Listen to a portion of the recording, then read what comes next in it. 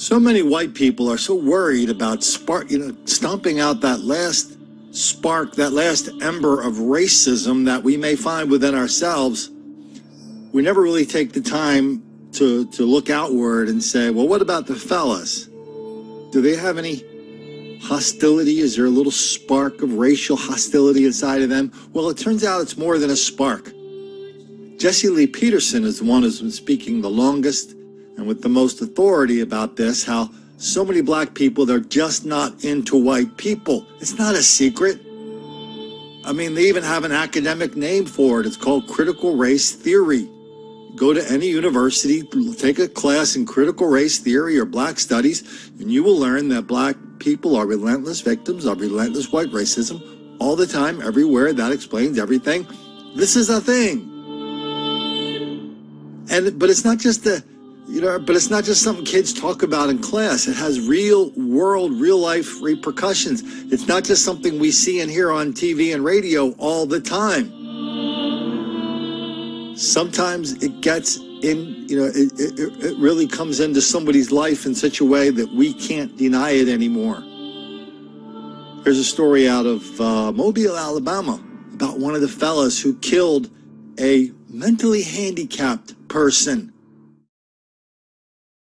He killed him with his hands and his feet.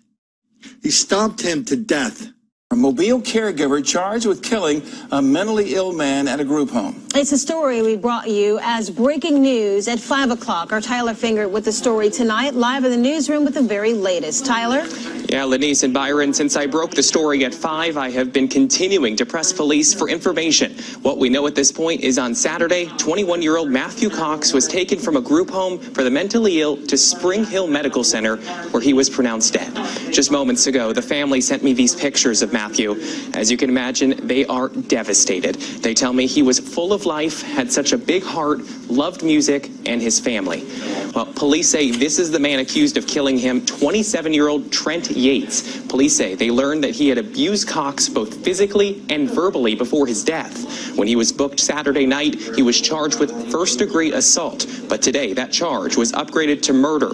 Late today, after conversations with sources, we believe we have found the group home where the alleged crime happened.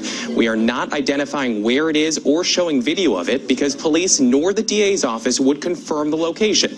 Tonight, I visited that home, which is off Moffett Road. Nobody there would talk on camera, but neighbors do say a lot of Mobile police officers and an ambulance were out there on Saturday. We have a breaking news update. A man accused of murdering a mentally ill patient in a Mobile group home over the weekend has a criminal past.